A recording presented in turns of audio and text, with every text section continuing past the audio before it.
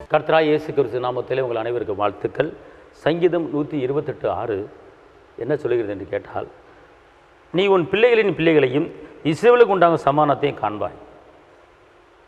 தாய்மார்களே, தகப்பன்மார்களே, உங்கள் பிள்ளைகளின் பிள்ளைகளையும் இஸ்ரவேலுக்கு உண்டான சமாதானத்தையும் நீ பார்ப்பாய் அப்படின்னு சொல்லப்பட்டிருக்கு.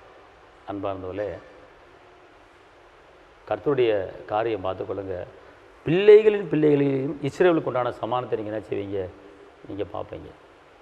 அதாவது இந்த நாட்களிலே கர்த்தர் இந்த வருஷம் பிள்ளைகளுக்கு சில போராட்டங்கள், சில பிரச்சனைகள், சில நெருக்கங்கள், மாமியார் மூலமாக, அத்தை மூலமாக, சொந்தக்காரங்க மூலமாக ஏதாவது ஒரு போராட்டம் வருதுன்னு வச்சுக்கொள்ளுங்களேன்.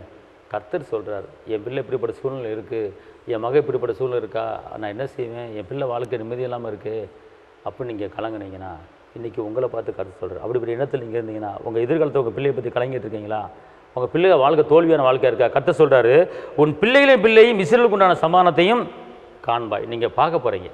உங்கள் பிள்ளைங்க சந்தோஷமாக வாழ்கிறத நீங்கள் பார்க்க போகிறீங்க. உங்கள் பிள்ளைகளை, உங்கள் பேரன் பேத்திகளை நல்லா இருக்கிறத நீங்கள் பார்க்க போகிறீங்க.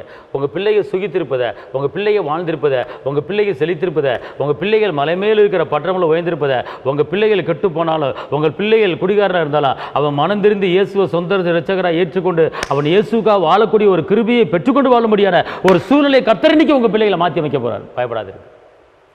ஆனால் மகனை பற்றி கவலைப்படுறீங்களா, மகளை குறித்து கவலைப்படுறீங்களா?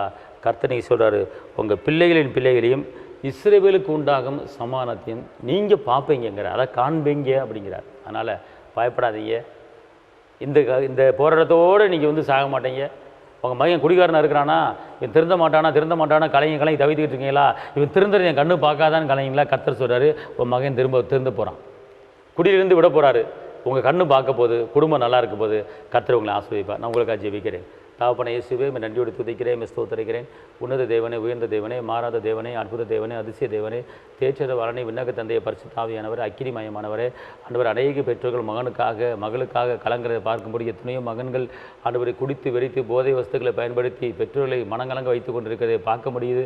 இந்த நல்ல எல்லா சூழ்நிலையும் மாற்றி அமைங்க. ராஜாக்களை தள்ளி ராஜாக்களை ஏற்படுத்துவரை எல்லா இறுதிகளையும் மாற்றி அமைத்து அற்புதம் செய்யுங்க. காத்துக்கொள்ளுங்க. இயேசுவின் நாமத்தில் பிதாவே, ஆமென். கர்த்தர் உங்களை ஆசீர்வதிப்பார். தேவனுக்கு மகிமை.